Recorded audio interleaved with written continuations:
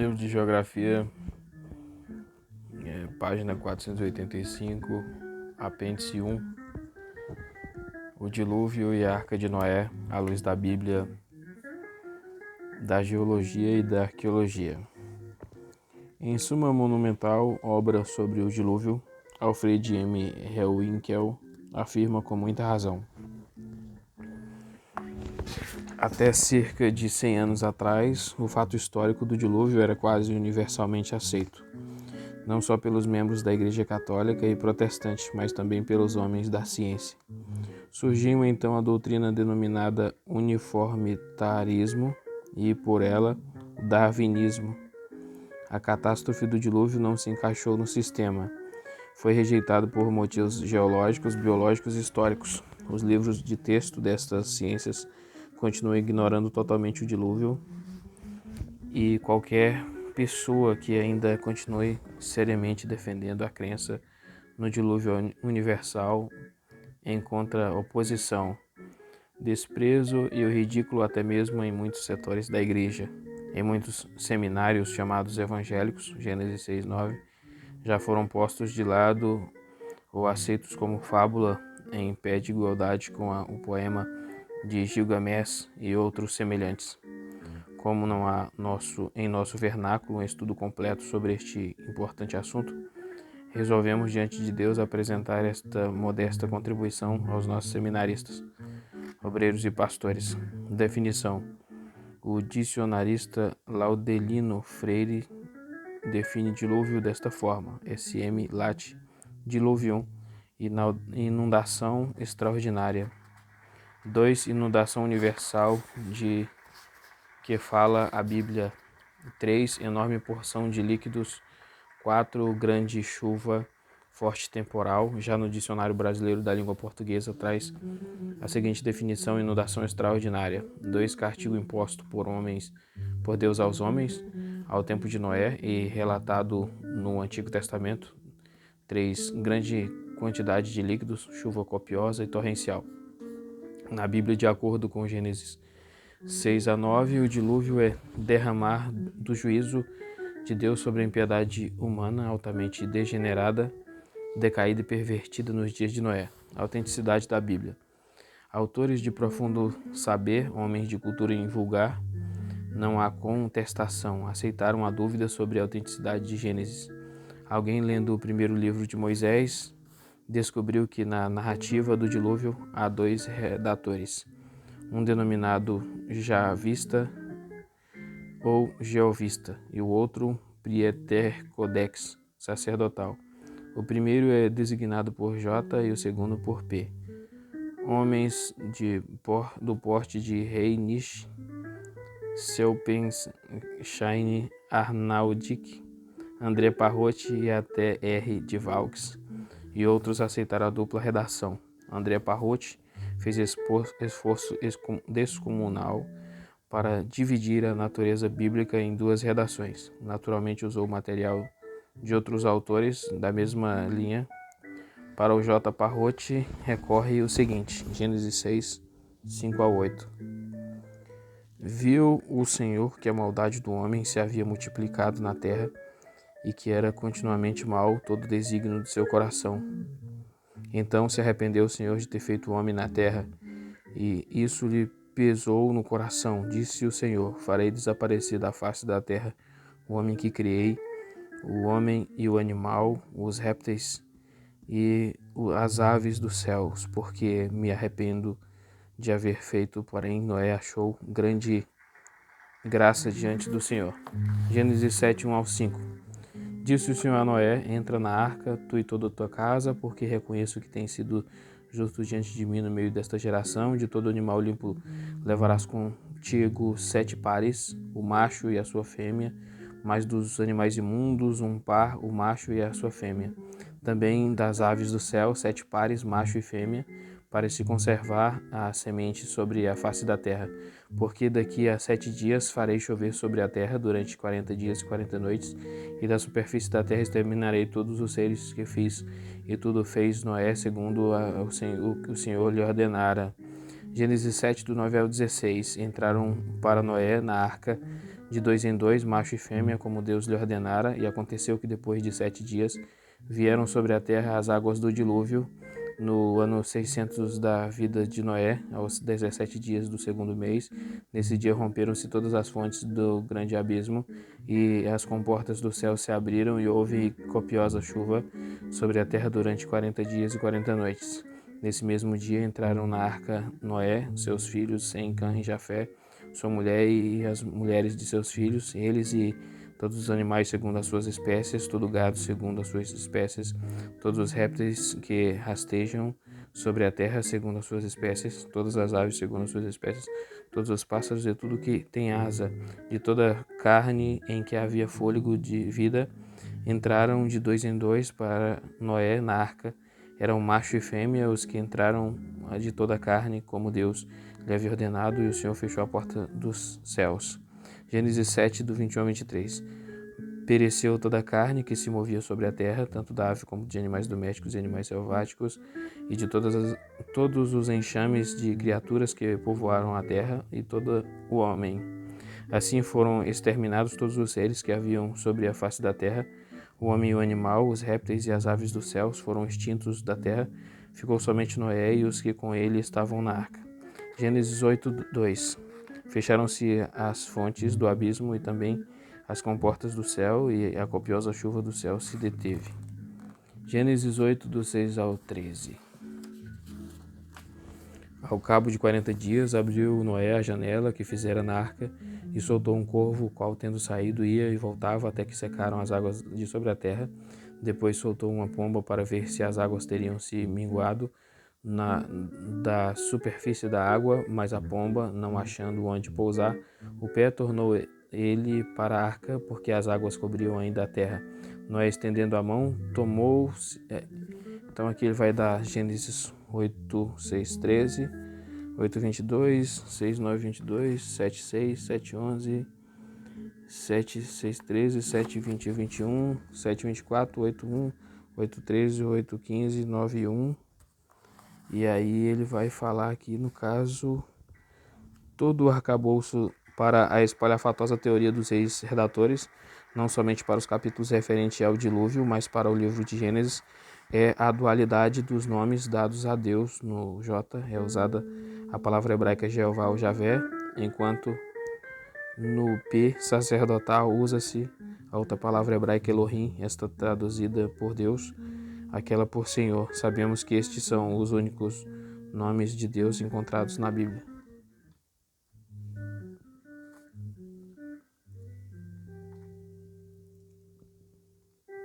Temos outros como El Shaddai, Eloá, etc. Esses nomes no Antigo Testamento hebraico são usados indistintamente, cada um no seu devido lugar, para expressar a pessoa de Deus, seu caráter e suas obras. Em um mesmo livro, como em Salmos, pode aparecer mais de um nome de Deus. Na própria narrativa do dilúvio, Jeová e Deus se confundem. A narrativa não é uma duplicidade, mas uma unicidade. Transcrevemos os relatos bíblicos do dilúvio nas pretensas duas redações, JP, tal como propostas no livro de André Parrotti, para que o leitor observe o esforço que se fez para enquadrar o texto bíblico em cada um dos redatores. Ora, isso nós podemos fazer com outros trechos da Bíblia e até com códigos de leis e algumas obras literárias. Grandes e renomados autores que comentaram o livro de Gênesis rejeitaram a fábula das duas redações. Negar a palavra de Deus é próprio da operação da impiedade, como nos diz 2 Pedro 3,15. A palavra é autêntica, é martelo que despedaça a rocha, fogo que consome. Jeremias 23, 29. Espada que penetra. Hebreus 4,12. Declaramos que aqui nossa confiança plena na autenticidade divina da Bíblia, no seu poder e sua eternidade. 1 Pedro 1,24. Sobre este fundamento da palavra divina e inspirada, entraremos para considerarmos algumas lições importantes do dilúvio universal, como apresentado em Gênesis de 6 a 9. A Bíblia confirma a própria Bíblia. As provas intrínsecas da Bíblia constituem argumento que ninguém consegue refutar, a não ser os que entram no santuário do livro santo com espírito preconcebido. Estes agem assim ou por solidariedade com alguém do passado que assim pensou, ou por achar ridícula a posição ortodoxa da palavra de Deus, tendo em vista a época ultracientífica como a nossa. A Bíblia toda confirma o dilúvio, se não vejamos os seguintes textos: Mateus 24, 38 e 39, Lucas 17, 27 e 2 Pedro 2, 5. Na sua totalidade, ela aceita Noé como o patriarca do dilúvio, como tratamos das seguintes escrituras: 1 Crônicas 14, 4, Isaías 5, 9, Ezequiel 14, 14 ao 20, Mateus 24, 37, Lucas 3, 36, Hebreus 11, 7, 1 Pedro 3, 30 e 2 Pedro 2, 5. Essa é a posição correta, coerente e que agrada a Deus. Naturalmente não agrada aquele que no princípio, diante de Eva, falseou a palavra do Criador Supremo. Os eruditos podem nos chamar de tolos, inocentes, etc. Mas esta é a nossa convicção na palavra de Deus. Cremos na Bíblia toda como a palavra santa de Deus. Cremos até nas suas vírgulas. A erudição sem o Espírito Santo, que crê numa parte da Bíblia e noutra não, conduz para desgraças das demais partes da Bíblia, para o pecado e o caos e perdição. As causas do dilúvio estão alinhadas em Gênesis 6, 1 ao 7. Deus deu aos homens uma bênção, na qual seja o multiplicar de filhos e filhas. 6:1, que poderia ser uma bênção, transformou-se num desastre, pois Gênesis 6:2 afirma que os filhos de Deus cobiçaram as formosas filhas dos homens. Quem são os filhos de Deus e as filhas dos homens? Existem as mais absurdas interpretações, como era de esperar. Li de certo autor que esses filhos de Deus eram anjos que vieram coabitar com as filhas dos homens, mulheres humanas. Eu não sei como seria possível um ser espírito coabitar com um ser carne e gerar um ser carne. Os estudiosos de Gênesis concordam que os filhos de Deus são os descendentes de Sete, enquanto as filhas dos homens são a linhagem de Caim. Sete foi abençoado, Caim amaldiçoado. O nome Sete parece significar designado, porque que por sua vez vem a ser posto em seu lugar, isto é, em lugar de Abel, assassinado por Caim. Quando Deus expulsou Caim da sua presença, prova que sobre ele pesava a maldição do Senhor. Se ele for amaldiçoado, sua descendência também for amaldiçoada.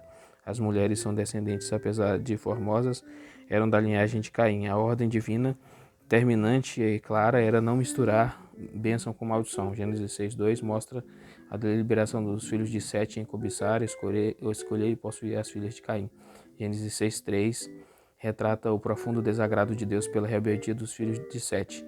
Então a causa determinante do dilúvio foi a mesma que levou Adão e Eva a pecar e consequentemente perder o paraíso, a saber, a desobediência à expressa ordem de Deus. A desobediência a Deus levou a humanidade antediluviana a 3 resultados funestos. Primeiro, excessiva luxúria. Gênesis 6:2. Naturalmente, os filhos de Deus dispunham seus lugarejos de quem poderiam se casar, mas seus olhos cheios de cobiça descobriram mais formosura nas filhas de Caim. É o princípio pecaminoso da insatisfação.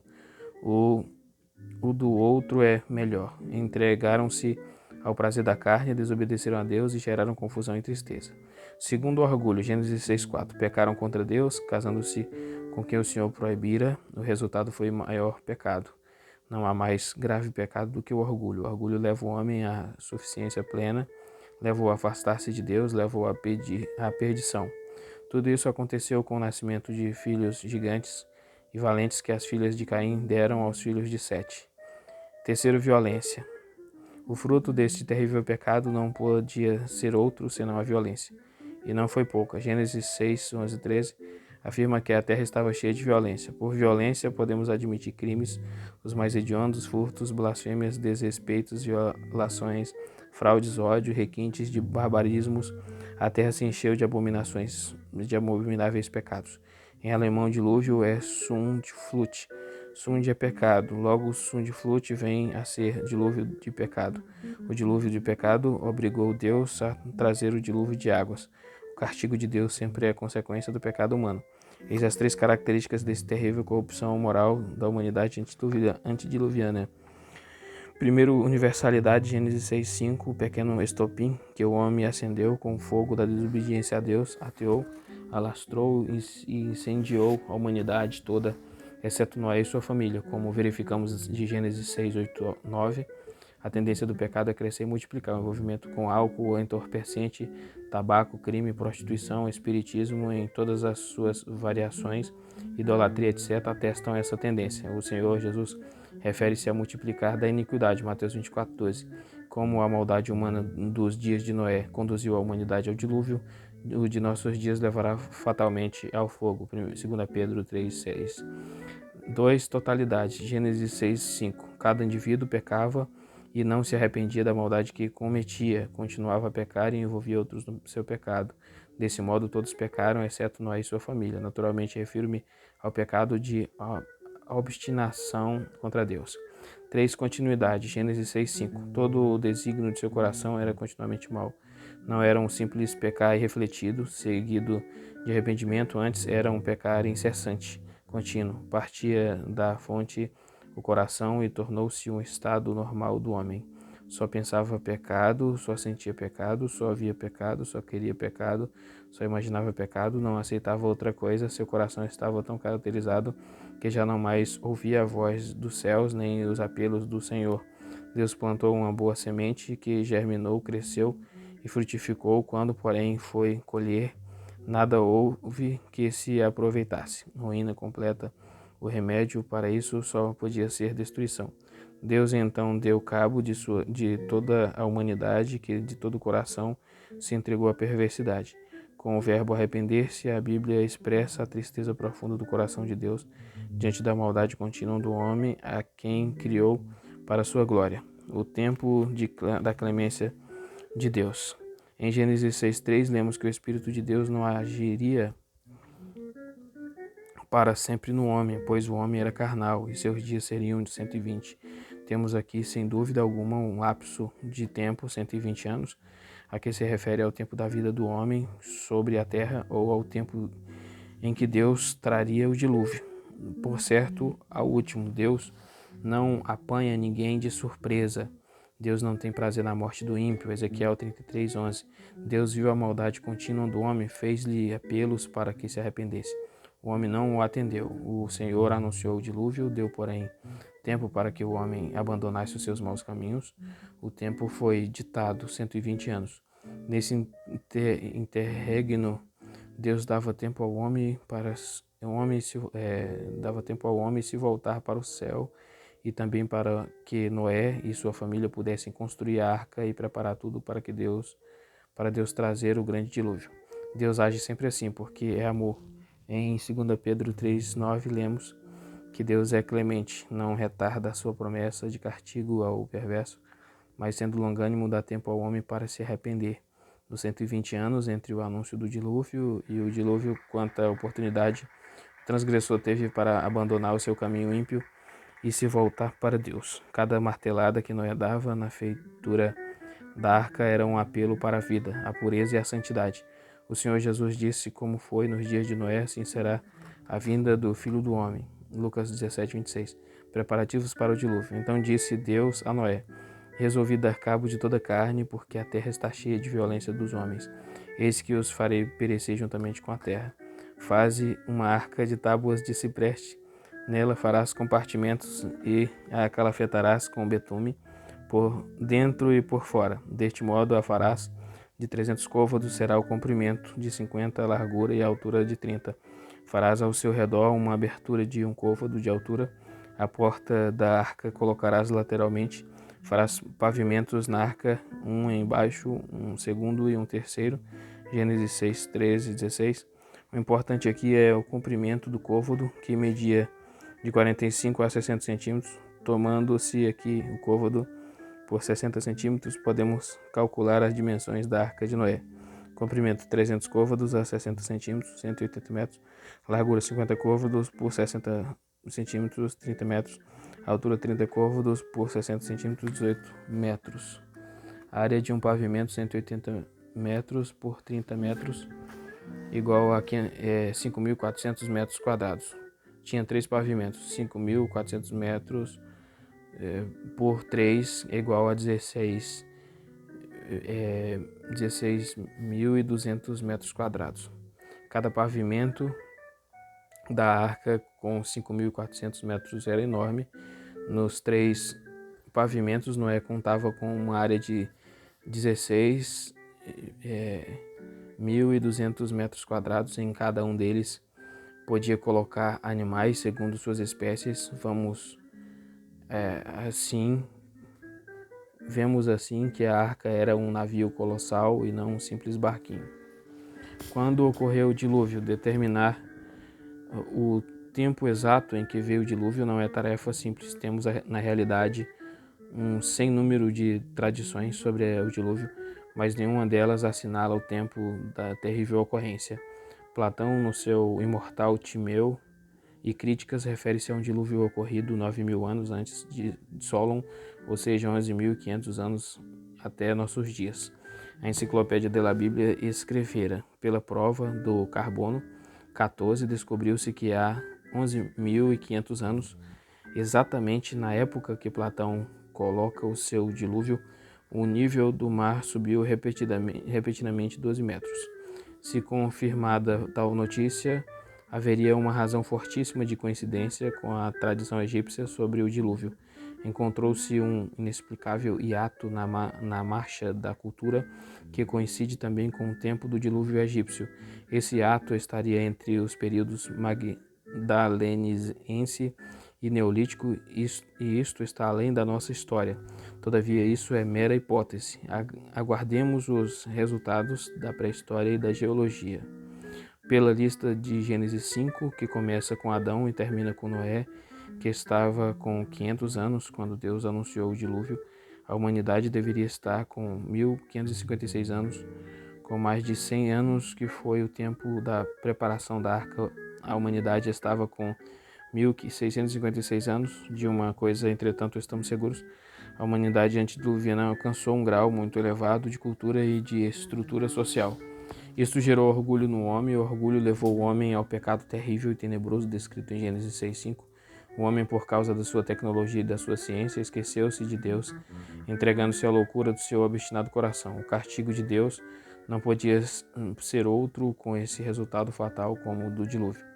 Quanto tempo durou o dilúvio? A Bíblia omite o tempo acerca da chegada do dilúvio, mas informa em minúcias a sua duração. Trata-se de algo claro e rico em detalhes. Em O Novo Dicionário da Bíblia, T.C. Mitchell nos informa: Noé entrou na arca no 17º dia do segundo mês do ano 600 de sua vida, 7:11, e na terra já estava seca no 27º dia do segundo mês do seu ano 601, pelo que, se contarmos 30 dias para cada mês, o dilúvio ter-se-ia prolongado por 371 dias. As chuvas caíram durante 40 dias, e as águas continuaram subindo durante mais 110 dias. É igual a 150 dias, então as águas diminuíram durante 74 dias, igual a 224 dias. 40 dias depois foi solto o corvo. 264 dias. 7 dias mais tarde, Noé soltou a pomba, com a implicação de outros 7 dias, em 8:10, igual a 271 dias. Então soltou novamente 7 dias mais tarde, 278 dias, e ainda pela terceira vez, 7 dias mais tarde, 285 dias. Noé removeu a cobertura da arca 29 dias depois, então deu igual a 314 dias. E a terra ficou finalmente seca 57 dias depois, totalizando 371 dias no total. A Enciclopédia de la Bíblia apresenta uma sequência muito precisa de datas sobre a duração do dilúvio, de um gráfico sobre o mesmo assunto muito bem feito. Os ocupantes da arca foram 8 pessoas: Noé, a esposa de Noé, Sem e esposa, Cã e esposa, Jafé e esposa. Noé não teve nenhum neto antes e durante o dilúvio. O Novo Testamento confirma o número de seres humanos que entrou para a arca, 2 Pedro 3:20. Todo o gênero humano foi destruído da face da terra, com exceção dessas 8 pessoas. Agora vejamos como foi com os animais. Em Gênesis 6:7, temos a resolução de Deus. O Senhor resolveu dar cabo dos animais da terra, os répteis répteis e as aves dos céus. Em 6,17 o Senhor Deus diz que consumirá toda a carne em que há fôlego de vida debaixo dos céus, tudo que há na terra perecerá. Em 7,2 Deus especifica o número de animais que entrariam na arca. Um dos animais limpos, sete pares de cada um, macho e fêmea. 2 dos animais imundos, um par, o macho e a sua fêmea. 3 das aves do céu, 7 pares, macho e fêmea. Em 7,9 lemos: entraram para Noé na arca de 2 em 2, macho e fêmea, como Deus lhe ordenara. Chamamos a atenção do leitor para o verbo entraram. Noé não precisou ir caçá-los. Em 6,20 temos o sentido amplo das aves segundo as suas espécies, do gado segundo as suas espécies, de todo réptil da terra segundo as suas espécies. 2 de cada espécie virão a ti para os conservares em vida. Virão a ti, Deus que criou tudo, que tem todo o poder, enviou a Noé na arca animais e aves, como confirma Gênesis 7, 3,16. Nesse mesmo dia entraram na arca Noé, seus filhos Sem, Cã e Jafé, sua mulher e mulheres de seus filhos, eles e todos os animais segundo as suas espécies, todo o gado segundo as suas espécies, todos os répteis que rastejam sobre a terra segundo as suas espécies, todas as aves segundo as suas espécies, todos os pássaros e tudo que tem asa. De toda a carne em que havia fôlego de vida entraram de 2 em 2 para Noé. Na arca era macho e fêmea, os que entraram de toda a carne, como Deus lhe havia ordenado. Fica bem claro que animais, répteis e aves foram a Noé na arca no dia em que o Senhor Todo-Poderoso os enviou.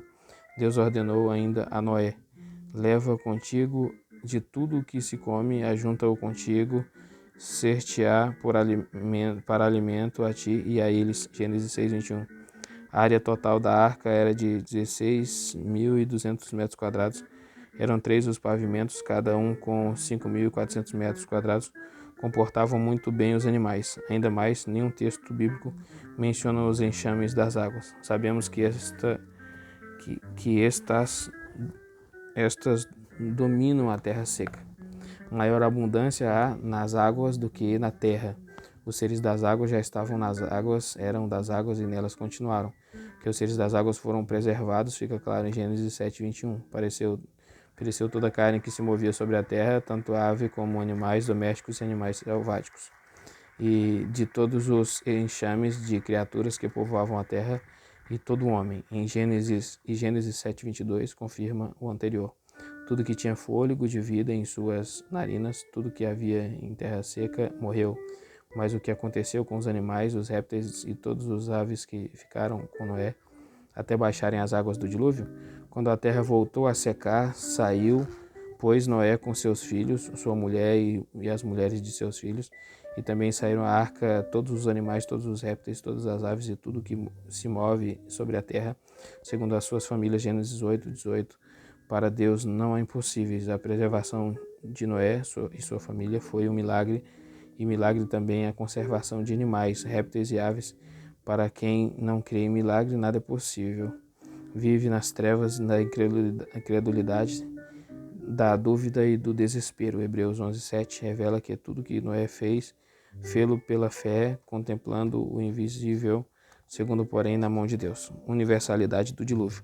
Sobre a universalidade do dilúvio, há duas correntes, uma que afirma e outra que nega. Muitos autores cristãos, católicos e protestantes se inclinam por um dilúvio parcial, limitado ao vale da Mesopotâmia, principalmente na parte sul. Alguns dicionários bíblicos de boa reputação perfilam essa teoria e chegam até a evocar argumentos extraídos da Bíblia e outros baseados em autores renomados. Todos eles amontoam provas que desembocam num lago morto. Os pretensos dois redatores de Gênesis 1 a 11. Infelizmente, essa tese de um dilúvio regional está tão difundida que não perdemos tempo em demonstrá-la.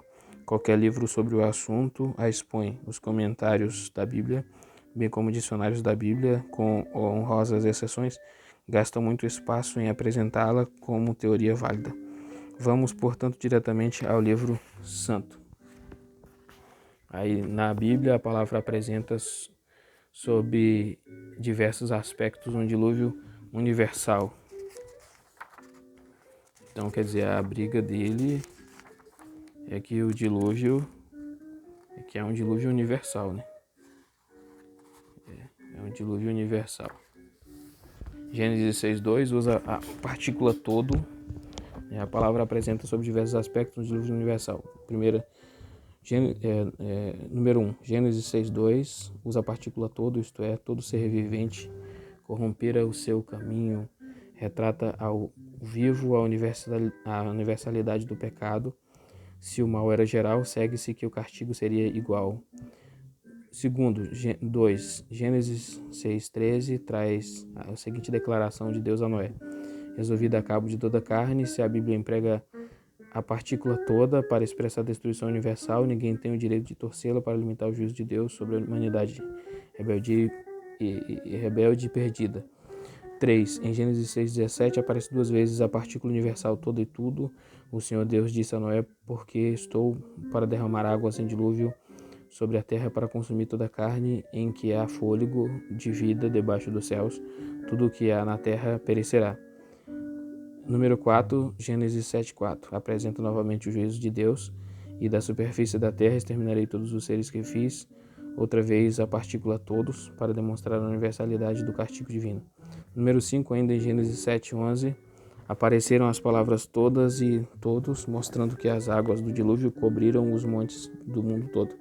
6. Em Gênesis 7:21, temos o juízo dos céus consumado. Pereceu toda a carne que se movia sobre a terra, tanto da ave como dos animais domésticos e animais selváticos, e de todas as enxames de criaturas que povoam a terra, e todo homem. Número 7. A Bíblia prossegue em Gênesis 7:22-23. Tudo que tinha fôlego de vida em suas narinas, tudo que havia em terra seca morreu. Assim foram exterminados todos os seres que havia sobre a face da terra. O homem e o animal, os répteis e as aves dos céus foram extintos da terra. Ficou somente Noé e os que com ele estavam na arca. Número 8. Em Lucas 17:26, o Senhor Jesus diz: assim como foi nos dias de Noé, será também nos dias do Filho do Homem. Comiam, bebiam, casavam e davam-se em casamentos, até o dia em que Noé entrou na arca e veio o dilúvio e destruiu a todos. 9. 1 Pedro 3:20 diz que apenas 8 pessoas foram salvas. Se somente 8 foram salvas, segue-se que o restante pereceu. Como apresentado na palavra de Deus, fica claro que o dilúvio foi universal. Os versículos nos quais baseamos nosso argumento não comportam figura de linguagem. É real, a Bíblia nunca falhou, não falhará, não falha e nem falhará. Ainda na Bíblia vamos encontrar mais uma prova de universalidade do dilúvio. A incredulidade costuma dizer 40 dias e 40 noites de chuva não seriam suficientes para cobrir os mais altos montes, 15 côvados. Acontece, porém, que tais especialistas não sabem ler o que está em Gênesis. Vão ao livro santo com ideia preconcebida e só veem a estreiteza de sua bitola. Ora, veja o que Gênesis 7:11 afirma com clareza. No ano 600 da vida de Noé, os 17 dias do segundo mês, nesse dia romperam-se todas as fontes do grande abismo, e as comportas do céu se abriram, e houve copiosa chuva sobre a terra durante 40 dias e 40 noites. Eis o que podemos extrair dessa passagem bíblica. Primeiro, águas do dilúvio vieram de 2 fontes, debaixo, fontes do grande abismo, e de cima, comportas do céu, ou seja, chuvas. 2. O que é fontes do grande abismo? Giovanni Schiaparelli diz que a palavra hebraica theon, plural theomote, deriva, segundo Genesius, da raiz que significa perturbação, movimento violento, estrépito, aplicado ao mar e ao grande ou a qualquer grande massa de água. Então, o grande abismo de Gênesis 7:11 vem a ser os oceanos. Gênesis diz mais: romperam-se todas as fontes, foi um movimento violento, uma perturbação, um estrépito de todas as colossais massas líquidas do globo que se levantaram movidas pelo braço de Deus, que deve ter usado alguma força especial, assim como usa a força da lua para formar a maré cheia. Como se sabe, as águas dominam 2/3 da superfície total da Terra. Não foi difícil que, uma vez as águas dos oceanos, levantadas pelo poder de Deus, invadissem a terra seca, subissem e dominassem tudo pelo espaço de tempo determinado na Bíblia. Houve, na realidade, um cataclismo. Onde havia terra, as águas dominaram, e onde estavam águas, ficou terra seca. 3. Pela sequência de Gênesis 7, 11 e 12, primeiro romperam-se as fontes do grande abismo, e depois então as chuvas vieram. A linguagem da Bíblia para referir-se à chuva é enfática e até contundente. A causa, as comportas do céu se abriram, o resultado, houve copiosa chuva. A incredulidade costuma ver em Gênesis 7, 12, uma chuvinha manhosa e prolongada, mas a Bíblia, quando lida corretamente, declara copiosa chuva. Temos então primeiro as águas dos oceanos e depois as da chuva. 4. Em Gênesis 8, 2, lemos: fecharam-se as fontes do abismo e também as comportas do céu, e a copiosa chuva do céu se deteve. Deus rompeu as fontes do grande abismo e abriu as comportas dos céus. As águas avassalaram tudo. Todo o ser que respirava sobre a terra morreu. O juízo de Deus foi cumprido. Uma vez cumprido, o mesmo Deus fechou as fontes do grande abismo e cerrou as comportas do céu. 5. Para a Arca de Noé, o colossal volume d'água não prejudicou em nada. A arca era um navio de grandes proporções, tinha peso suficiente, flutuava, as águas subiam, a arca também. Quanto maior o volume d'água, mais alto a arca ficava, portanto, mais perto de Deus. 6. O fato de a arca ter pousado na cordilheira do Ararat, um monte muito alto, prova o volume d'água determinado pelo dilúvio. O pico dominante do Ararat mede 5.530 metros e é inacessível. A arca deve ter parado numa lombada mais baixa, de fácil acesso a homens e animais, e naturalmente na face sul, que se dirigia para a Mesopotâmia, que foi o berço da segunda humanidade. Na tradição dos povos, o dilúvio, exatamente como afirma a Bíblia, foi uma catástrofe universal. Alfred Hellwinkel declara: a primeira evidência a ser notada é a das tradições sobre o dilúvio. A narrativa do dilúvio no Gênesis não é a única do gênero. Tradições semelhantes encontravam-se em quase todas as tribos da raça humana. É a que se deveria esperar. Se aquela terrível catástrofe mundial, conforme descrita pela Bíblia, realmente aconteceu, a existência das tradições sobre o dilúvio entre os povos primitivos extensamente afastados uns dos outros, é exatamente o que se deveria esperar. Supõe-se que as tradições sobre o dilúvio foram transmitidas de pai para filho durante gerações. Essas narrativas passaram a fazer parte de algumas regras religiosas. As cerimônias religiosas ligadas a tais tradições, conforme se encontra no Egito, no México e algumas tribos americanas, só pode ser aplicadas à luz de um dilúvio universal. Essa horrível catástrofe deixou uma indelével impressão na mente dos homens antes que se espalhassem pela terra. Tais tradições foram modificadas através dos séculos e receberam influência dos costumes diversos de povos onde viveram. Apesar das modificações, a verdade central permaneceu em 4 aspectos principais. Primeiro, houve uma destruição universal da raça humana e de todos os outros servos viventes por meio da água. 2. Uma arca ou navio foi o meio para preservar a raça humana. E 3. Uma minoria foi poupada com a finalidade de preservar a raça humana. 4. A maldade humana foi a causa determinante do dilúvio. Nas coletâneas das tradições sobre o dilúvio, devemos notar que os homens que empreenderam essa elogiável tarefa não estavam interessados na verdade bíblica, mas em colecionar mitos. Assim, não raro, um Fraser, um Wundt, mestres famosos, juntaram a verdade fundamental do dilúvio aos mitos ridículos. O Dr.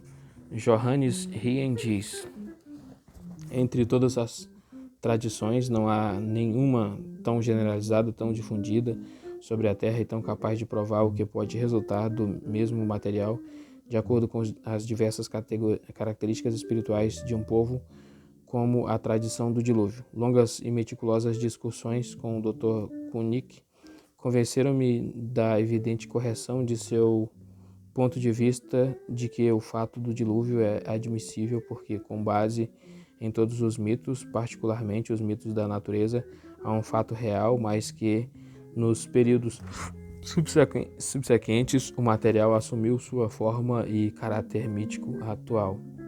As tradições sobre o dilúvio por ordem geográfica são da Índia 20, da Europa 5, da África 7, da Austrália 10, das Américas 46. Daremos a seguir não a narrativa completa das 88 versões do dilúvio, mas algumas apenas para nos inteirarmos da verdade do grande fato da repercussão universal.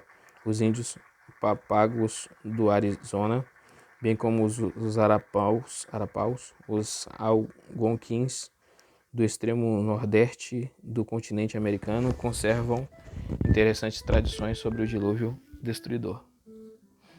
Então aqui, no caso, os índios americanos, persas, Caldeia, Egito, Frígia, Grécia, Ovídio, Gilgamesh.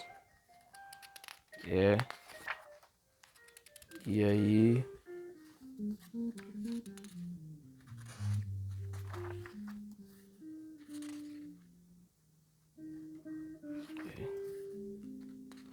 vai vir na geologia, na arqueologia, onde está a Arca de Noé, as lições do dilúvio. Isso aí.